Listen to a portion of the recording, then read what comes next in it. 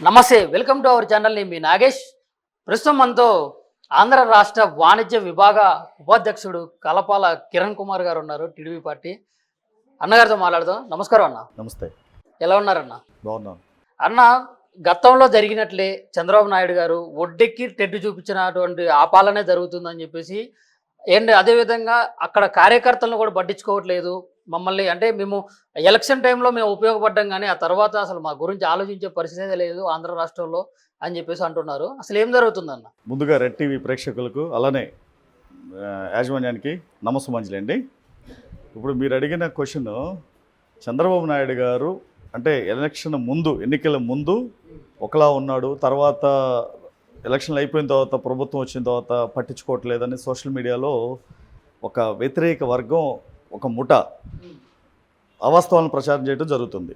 అంటే ఇక్కడ మనం ఆలోచించాల్సింది ఏంటంటే, రాజకీయం చేయాల్సిన టైంలో రాజకీయం మాత్రమే చేయాలి.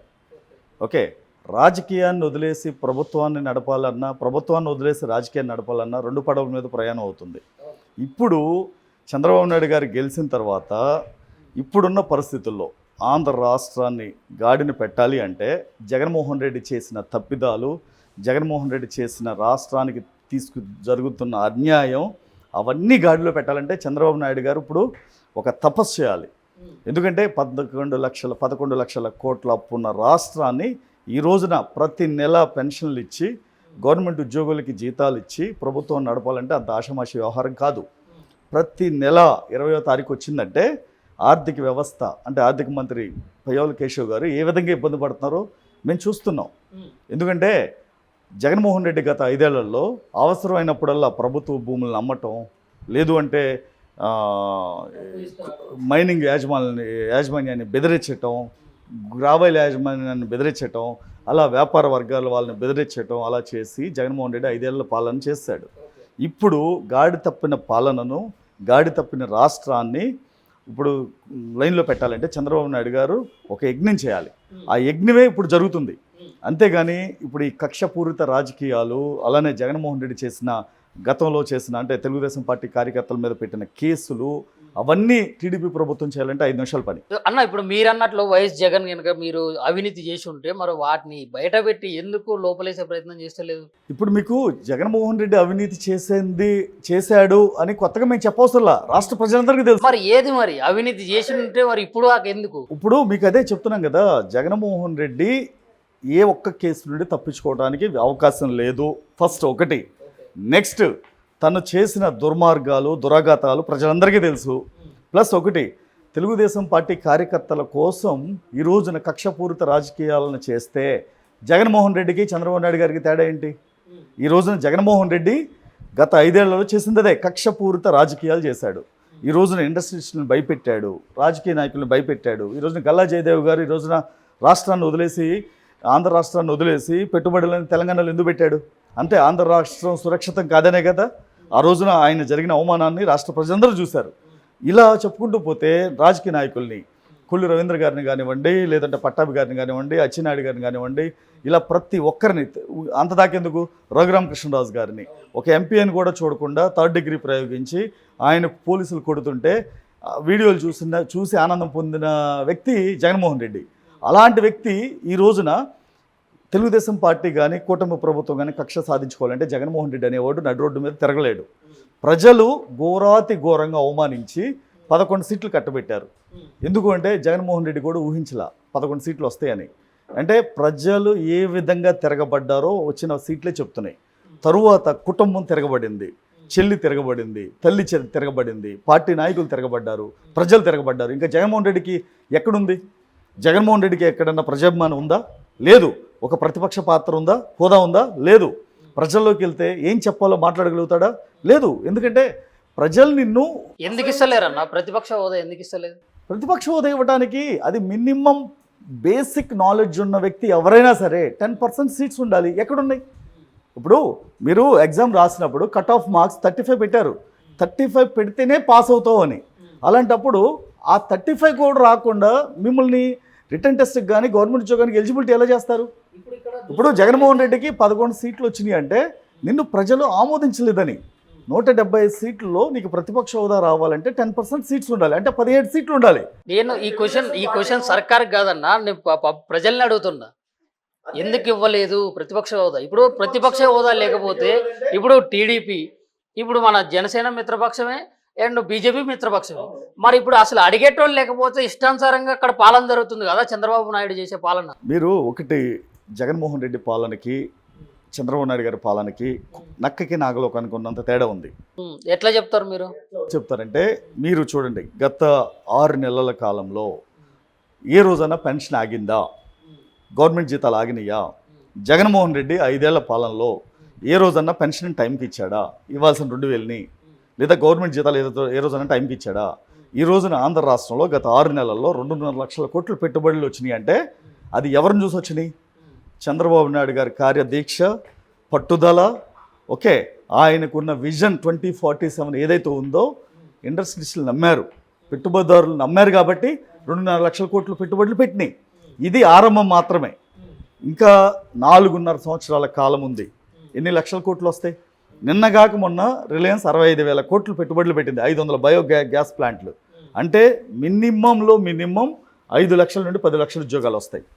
నెక్స్ట్ యుఎస్ వెళ్ళి లోకేష్ గారు ఒక స్టీల్ ఫ్యాక్టరీతో ఒప్పందం చేసుకొచ్చాడు, 1,45,000 కోట్లు. అలానే టాటా గ్రూపు 45,000 కోట్లు, బీపీసీఎల్ 65,000 కోట్లు. ఈ పెట్టుబడులన్నీ ఎవరిని చూసి వస్తున్నాయి? జగన్మోహన్ రెడ్డి చూసి వస్తున్నాయా? జగన్మోహన్ రెడ్డిని చూసి తన కుటుంబమే దగ్గర నిలబడట్లేదు, ఇంకా పెట్టుబడిదారులు ఎలా వస్తారు? ఇదంతా చంద్రబాబు నాయుడు గారు తీసుకున్న విజన్ 2047 ఏదైతే ఉందో, నిర్ణయాలు ఉన్నాయో, దానికి పెట్టుబడిదారులు ఆకర్షితులై చంద్రబాబు నాయుడు గారు అంటే ఒక గౌరవం, మార్కెట్లో ఉన్న క్రెడిబిలిటీ, అంటే తను కార్పొరేట్ వ్యవస్థను ఎలా బలోపేతం చేస్తారు, ఇవన్నీ చూసి పెట్టుబడిదారులు వస్తున్నారు. జగన్మోహన్ రెడ్డి లాగా దాచుకుంటూ పెట్టుబడిదారులు ఎవరు రారండి. ఇప్పుడు మీరు వ్యాపారం చేయాలన్నా లేదా ఒక గ్రామంలో పొలం కొనాలన్నా ముందు 3 తరాలు వెనక 4 తరాలు చూసుకుంటారు. ఎందుకు? ఆ పొలం కరెక్ట్గా ఉందా లేదా, అడంగల్ ఉందా లేదా, పాస్బుక్ ఉందా లేదా, 1Bలో ఉందా లేదా అని. ఎందుకు కొంటారు? రేపు పొద్దున మీరు కొనుక్కున్న తర్వాత ఇబ్బంది పడకూడదని. ఇప్పుడు ఇది 24, మీరు 47 వరకు విజన్ అంటున్నారు. ఈ మధ్యలో ఎట్లాంటి విపత్తులు ఏం జరగవచ్చు కదా? అంటే ఆ రోజున చంద్రబాబు నాయుడు గారు 99 హైటెక్ సిటీ కట్టిన తర్వాత, లేదు 95లో మొట్టమొదటిసారి సీఎం అయిన తర్వాత విజన్ 2020 అని తీసుకొచ్చారు. మరి ఆ రోజున 95కి 2020కి ఎంత తేడా ఉంది? ఎన్ని సంవత్సరాలు ఉంది? అంటే భారతదేశం 2047కి స్వతంత్రం వచ్చిన తర్వాత 100 సంవత్సరాలు కంప్లీట్ అవుతుంది అంటే దేశ స్థితిగతులు, దేశంలో నిరక్షరాస్యత, పేదవారు అనేది ఉండకూడదు అనే ఒక విజన్ని, డాక్యుమెంట్ని తయారు చేశారు. అది దేశంలో ప్రధానమంత్రి కాదు కదా, ఏ రాష్ట్ర ముఖ్యమంత్రి ఇంతవరకు చేయలే. అంటే దేశానికి స్వతంత్రం వచ్చి 2047కి 100 సంవత్సరాలు కంప్లీట్ అవుతుంది. 100 సంవత్సరాలు కంప్లీట్ అయిన తర్వాత దేశంలో నిరక్షరాస్యత ఉండకూడదు, అలానే పేదవాడు అనేవాడు ఉండకూడదు అనే ఒక్క కాన్సెప్ట్తో ఆయన ముందుకెళ్తారు. పేదవాళ్ళు ఉండకూడదు అనేది ఆయన కాన్సెప్ట్ అయితే, ముందు అధికారంలోకి రాగానే చేయాల్సిన పనులేండి? ఏవైతే పథకాలు ఉన్నాయో, ఏవైతే హామీలు ఇచ్చారో వాటిని ముందు పెట్టాలి. మీకు ఇప్పుడు ఏదో గవర్నమెంట్ జీతాలు ఇచ్చిన మీరు అదే పొరపాటు పడుతున్నారు. సంక్షేమం ఇస్తే పేదవాడు ధనవంతుడు కాదు. సంక్షేమం ఇస్తే పేదవాడు ధనవంతుడు కాదు. మీరు సంక్షేమం ఇస్తేనే పేదవాడు ధనవంతుడు అవుతాడంటే దేశంలో కాదు, ప్రపంచంలో అన్ని దేశాలు సంక్షేమం ఇస్తాయి.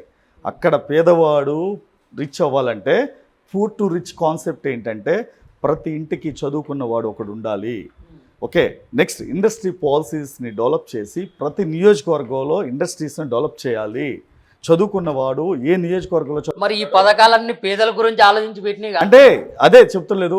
మన వ్యవస్థ, మన ఆర్థిక వ్యవస్థ, రాజకీయ వ్యవస్థ అలా అలవాటు చేసి దాన్ని ఒక్కసారే రూపు మార్చడం కన్నా నిదానంగా 1 by 1 కలబొల్లి మాటలు కాదు, ప్రతి ఇంటిలో చదువుకున్న వ్యక్తి ఒకడుంటే ఆ కుటుంబం ఉన్నత స్థాయికి వెళ్ళింది చాలా ఉన్నాయి. ఈరోజు చంద్రబాబు నాయుడు గారు హైదరాబాద్లో హైటెక్ సిటీ కట్టిన తర్వాత, ఆ రోజు ఇంజనీరింగ్ కాలేజీని పెంచిన తర్వాత ఎక్కడో చెన్నైయో లేదంటే బెంగళూరో, ఢిల్లీనో, పూణేనో వెళ్ళేవాడు ఈ రోజున హైదరాబాద్లో పనిచేస్తున్నాడు అంటే ఈ రోజున చంద్రబాబు నాయుడు గారు తీసుకొచ్చిన ముందు చూపు ఆర్థిక వ్యవస్థ ఈ రోజున ఇలా ఈ ప్రతి ఒక్కరిని హైదరాబాద్లో కూర్చోబెట్టి. మరి గతంలో కూడా చంద్రబాబు నాయుడు గారు పాలన జరిగింది ఆంధ్రాలో. రాష్ట్ర విభజన జరిగిన తర్వాత ఫస్ట్ ఆయనే కదా, మళ్ళీ తర్వాత అప్పుడు కూడా చెప్పిండు ఆంధ్ర నెంబర్ 1 చేస్తా అని చెప్పిండు. మరి అట్లనే ఉంది. ఆంధ్ర నెంబర్ 1 చేస్తుంటే ఇప్పుడు దరిద్రం చెప్పమంటారా? 2014లో తెలుగుదేశం పార్టీకి అధికారం ఇచ్చిన తర్వాత 2019లో ప్రజలు ఏం చేశారు? జగన్మోహన్ రెడ్డిని నమ్మారు. గొర్రె కషాయం నమ్మినట్టు ఆంధ్ర ప్రజలు జగన్మోహన్ రెడ్డిని నమ్మి ఓటేశారు. రాజశేఖర రెడ్డి బిడ్డ కదా, వీడేదో పొడి చేస్తాడు, చంపేస్తాడు, వీరుడు సూర్యుడు ధీరుడు అని. ఇప్పుడు అదే గొర్రెలు అదే గొర్రెలు ఇంకో కషాయం నమ్మారంటారు. ఎందుకంటారు? మరి చంద్రబాబు నాయుడు గారు ఇప్పుడు మీకు అర్థం కాదు. మీరు అదే అంటారా? ఇప్పుడు జగన్మోహన్ రెడ్డి వేరు, చంద్రబాబు నాయుడు వేరు. ఎందుకంటే ఇక్కడ గత 6 నెలల కాలంలో వచ్చిన పెట్టుబడులు చూడండి, ఆంధ్ర రాష్ట్రానికి ఈ రోజున జరుగుతున్న అభివృద్ధిని చూడండి. జగన్మోహన్ రెడ్డి 2019 నుండి 24లో అమరావతిని పసిగున్నగా ఉన్న పసిగుడ్డిని ఎలా చంపేశాడు, పోలవరాన్ని ఎలా ఆపేశాడు, ఈ రోజున వైజాగ్ని తన కుటుంబ వైవి సుబ్బారెడ్డి ఎలా దోచేశాడు, అంటే తన రాష్ట్రాన్ని 4 భాగాలు చేసి నలుగురికి అప్పచెప్పేశాడు. వైవి సుబ్బారెడ్డి, విజయసాయిరెడ్డి, ఇలా ప్రతి ఒక్కరికి రాష్ట్రాన్ని 4 భాగాలు చేసి ఇచ్చేస్తే ఇంక ఏ విధంగా డెవలప్ అవుద్ది? తనకి ఏ విధంగా ఈరోజు అక్రమంగా మైనింగ్ తవ్వి వాడు ఎంత ఇస్తాడు, వీడు ఎంత ఇస్తాడు, భారతి ఎంత కలెక్ట్ చేస్తుంది, వాళ్ళు ఎంత కలెక్ట్ చేస్తున్నారు, కుటుంబం ఎంత కలెక్ట్ చేస్తుంది, తనకి ఆ లెక్కలే కావాలి. కానీ రాష్ట్రానికి పెట్టుబడులు ఏమొస్తున్నాయి, రాష్ట్ర స్థితిగతులు ఏంటి, ఆర్థిక వ్యవస్థ ఏంటి అనేది తనకు అవసరంలా. తనకి రాష్ట్ర ప్రజల మీద తనకి ఏ విధమైన ప్రేమ మమకారం లేదు. ఉన్నవాడైతే ఎన్ని ఉద్యోగాలు వచ్చినాయి గత 5 ఏళ్లలో రాష్ట్రంలో, ఎన్ని కంపెనీలు పెట్టుబడులు పెట్టినాయి? అంటే జగన్మోహన్ రెడ్డికి, చంద్రబాబు నాయుడు గారికి అసలుకి మాట్లాడటానికి కూడా పక్కన కూర్చునే అర్హత లేదు. అసెంబ్లీకి వచ్చే కనీస పరిజ్ఞానం లేని వ్యక్తి జగన్మోహన్ రెడ్డి. ఈ రోజున స్క్రిప్ట్ అనేది లేకుండా బయటికి, ఈ రోజున మీరు వెళ్ళి రెడ్ టీవీ తరపున మీరు ఒక ఇంటర్వ్యూ చేయండి, డైరెక్ట్గా అదే డిబేట్లో నేను కూర్చుంటే జగన్మోహన్ రెడ్డితో నేను ఏ విధంగా మాట్లాడతాను, జగన్మోహన్ రెడ్డి ఏ విధంగా మాట్లాడతాడో చూడండి.